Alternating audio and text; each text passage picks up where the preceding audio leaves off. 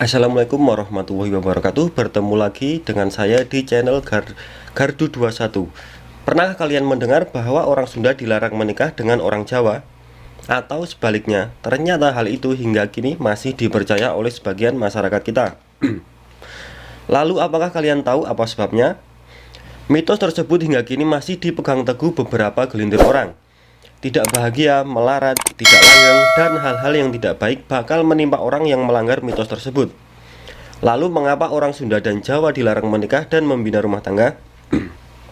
Sebenarnya tidak ada literatur yang menuliskan tentang asal-muasal mitos larangan perkawinan itu. Namun, mitos itu diduga akibat dari tragedi Perang Bubat. Peristiwa Perang Bubat diawali dari niat Prabu Hayam Wuruk dari Majapahit yang ingin memperistri Putri Dyah Pitaloka Citra Resmi dari Kerajaan Negeri Sunda. Konon ketertarikan Hayam Wuruk terhadap putri tersebut karena beredarnya lukisan sang putri di Majapahit yang dilukis secara diam-diam oleh seorang seniman pada masa itu yang bernama Sungging Prabangkara.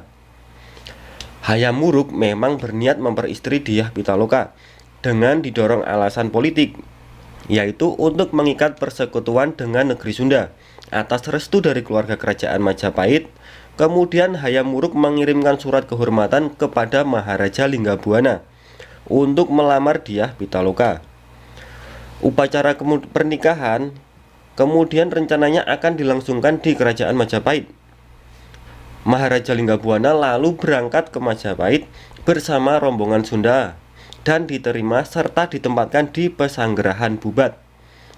Raja Sunda Linggabuana datang ke Bubat beserta dengan permaisuri dan Putri Dyah Pitaloka dengan diurungi sedikit prajurit dan menteri-menteri kerajaan. Menurut Kidung Sundayana, timbul niat Mahapati Gajah Mada untuk menguasai kerajaan Sunda. Gajah Mada ingin memenuhi sumpah palapa yang dibuatnya pada masa sebelum Hayam Wuruk naik tahta.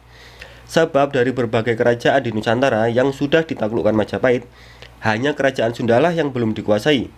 Dengan maksud tersebut, Gajah Mada membuat alasan untuk menganggap bahwa kedatangan rombongan Sunda di Pesanggerahan Bubat adalah bentuk penyerahan diri kerajaan Sunda kepada Majapahit. Gajah Mada mendesak Hayam Wuruk untuk menerima Dyah Pitaloka bukan sebagai pengantin, tetapi sebagai tanda takluk negeri Sunda dan pengakuan superioritas Majapahit atas Sunda di Nusantara. Hayam Wuruk sendiri disebutkan bimbang dari permasalahan tersebut, mengingat Gajah Mada adalah Mahapati yang diandalkan Majapahit pada masa itu.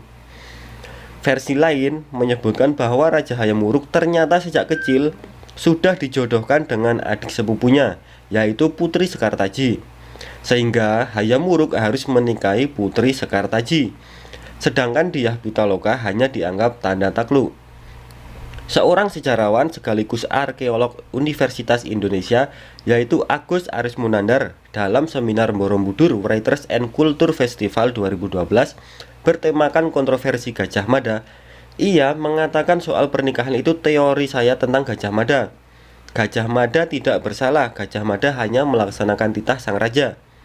Gajah Mada ingin sekali untuk menyatukan antara Raja Sunda dan Raja Jawa bergabung. Pihak Pajajaran tidak terima bila kedatangannya ke Majapahit hanya menyerahkan Dyah Pitaloka sebagai taklukan. Kemudian terjadilah insiden perselisihan antara utusan Linggabuana dengan Gajah Mada. Perselisihan ini diakhiri dengan dimaki-makinya Gajah Mada oleh utusan negeri Sunda yang terkejut bahwa kedatangan mereka hanya untuk memberikan tanda takluk dan mengakui superioritas Majapahit. Namun Gajah Mada tetap dalam posisi semula. Belum lama Hayam Wuruk memberikan putusannya, Gajah Mada sudah mengerahkan pasukan Bayangkara ke Pesanggerahan Bubat dan mengancam Linggabuana untuk mengakui superioritas Majapahit. Demi mempertahankan kehormatan sebagai kesatria Sunda, Raja Linggabuana menolak tekanan itu dan terjadilah peperangan yang tidak seimbang antara Gajah Mada dengan pasukannya Bayangkara yang berjumlah besar melawan Linggabuana dengan pasukan pengawal kerajaan yang berjumlah kecil, serta para pejabat dan menteri kerajaan yang ikut dalam kunjungan itu. Peristiwa itu berakhir dengan gugurnya Raja Linggabuana. para menteri, pejabat kerajaan, beserta segenap keluarga kerajaan Sunda di Pesanggerahan Bubat. Tradisi menyebutkan Sang Putri Dyah Pitaloka dengan hati berduka melakukan bela pati atau bunuh diri untuk membela kehormatan bangsa dan negaranya. Menurut tata perilaku dan nilai-nilai kasta ksatria, tindakan bunuh diri ini dilakukan oleh para perempuan kasta tersebut jika kaum laki-lakinya telah gugur. Perbuatan itu diharapkan dapat membela harga diri sekaligus untuk melindungi kesucian mereka, yaitu bisa saja mereka menghadapi kemungkinan dipermalukan karena pemerkosaan, penganiayaan, atau diperbudak. Hayam Wuruk pun kemudian meratapi kematian Dyah Pitaloka. Akibat peristiwa Bubat ini, hubungan Hayam Wuruk dengan Gajah Mada menjadi renggang.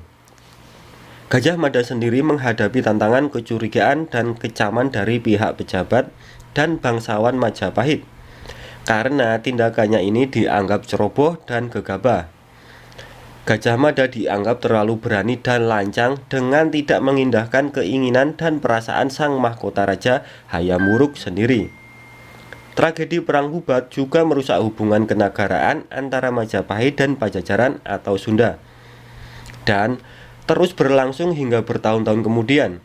Hubungan Sunda Majapahit tidak pernah pulih seperti sedia kala. Pangeran Niskala Wastu Kencana, yaitu adik dari Putri Dyah Pitaloka atau anak dari Raja Linggabwana, yang tetap tinggal di Istana Kawali dan tidak ikut ke Majapahit mengiring keluarganya, karena saat itu masih terlalu kecil dan menjadi satu-satunya keturunan Raja Linggabwana yang masih hidup, dan kemudian naik tahta menjadi Prabu Niskala Wastu Kencana.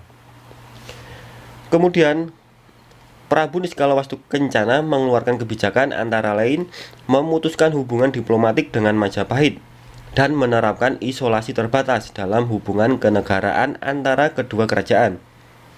Akibat peristiwa ini pula, di kalangan kerabat negeri Sunda diberlakukan peraturan larangan estriti luaran atau berisi dari luar yang isinya diantaranya tidak boleh menikah dari luar lingkungan kerabat Sunda, atau sebagian lain mengatakan tidak boleh menikah dengan pihak Majapahit. Peraturan ini kemudian ditafsirkan lebih luas sebagai larangan bagi orang Sunda untuk menikahi orang Jawa. Tindakan keberanian dan keperwiraan Raja Sunda dan Putri Dyah Pitaloka untuk melakukan tindakan bela pati atau berani mati dihormati dan dimuliakan oleh rakyat Sunda dan dianggap sebagai teladan. Raja Linggabwana dijuluki dengan Prabu Wangi, dalam bahasa Sunda artinya raja yang harum namanya, karena kepahlawanannya membela harga diri negara. Keturunannya yaitu raja-raja Sunda kemudian dijuluki Siliwangi yang berasal dari kata Siliwangi yang berarti pengganti, pewaris, atau penerus Prabu Wangi. Beberapa reaksi tersebut mencerminkan kekecewaan dan kemarahan masyarakat Sunda kepada Majapahit. Sebuah sentimen yang kemudian berkembang menjadi semacam rasa persaingan dan permusuhan antara suku Sunda dan suku Jawa, yang dalam beberapa hal masih tersisa hingga saat ini. Antara lain, tidak seperti di kota-kota lain di Indonesia, di kota Bandung, ibu kota Jawa Barat yang sekaligus pusat budaya Sunda, tidak ditemukan jalan bernama Gajah Mada atau Majapahit. Meskipun Gajah Mada dianggap sebagai tokoh pahlawan nasional Indonesia, kebanyakan rakyat Sunda menganggapnya tidak pantas akibat tindakannya yang dianggap tidak terpuji dalam tragedi Bubat ini. Kisah itu kemudian dipercaya turun-temurun dan menjadi penyebab memburuknya hubungan antara suku Jawa dan suku Sunda.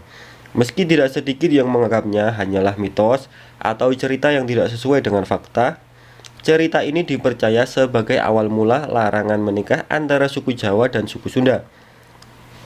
Namun adanya larangan pernikahan Jawa dan Sunda ternyata bukan cuma persoalan historis dan tradisi belaka, tetapi juga telah bergeser menjadi sebuah stereotip. Menurut KBBI, memiliki arti konsepsi mengenai sifat suatu golongan berdasarkan prasangka yang subjektif dan tidak tepat. Hingga saat ini masih banyak orang yang mempercayai larangan suku Sunda untuk menikah dengan suku Jawa. Larangan menikah antara kedua suku itu dipercayai bahwa nantinya hubungan pernikahan antara suku Sunda dan suku Jawa tidak akan bahagia. Di beberapa kalangan masyarakat, larangan menikah antara suku Sunda dengan suku Jawa masih sangatlah kental, bahkan menjadi sesuatu yang tabu. Dan juga tidak jarang beberapa pasangan dengan terpaksa harus membatalkan pernikahannya, hanya karena tetua dan sesepuh dalam keluarga tidak merestui hubungan antara suku Sunda dengan suku Jawa tersebut. Namun, benarkah larangan menikah bagi suku Sunda dan suku Jawa bisa menyebabkan tidak bahagia dan berujung kegagalan dalam berumah tangga? Konon, jika ada dua orang antara suku Sunda dengan suku Jawa menikah, kehidupan mereka tidak akan bahagia dan sering diterpa masalah, dan akhirnya berujung kegagalan dalam berumah tangga. Larangan menikah suku Sunda dan suku Jawa masih banyak diperbincangkan dan dipercayai. Namun hal itu hanyalah mitos semata, apalagi kini juga banyak pasangan dari suku Jawa dan suku Sunda yang tetap menikah dan bisa hidup bahagia dan langgeng. Buktinya, di sekeliling kita masih ada pernikahan antara orang Jawa dan orang Sunda. Asalkan sama-sama saling cinta, mengapa harus berpisah? Menikahlah dan berumah tangga, membangun keluarga dan saling menjaga. Semoga video kali ini bisa memberikan manfaat untuk kita semua. Jika kalian suka dengan video ini, silahkan berikan like dan subscribe channel ini. Jika ada perbedaan pendapat atau pendapat lain dari teman-teman, bisa disampaikan di kolom komentar di bawah. Dan juga jika bermanfaat video ini, maka bagikanlah ke teman-teman Anda yang lain. Terima kasih sudah menonton. Wassalamualaikum warahmatullahi wabarakatuh.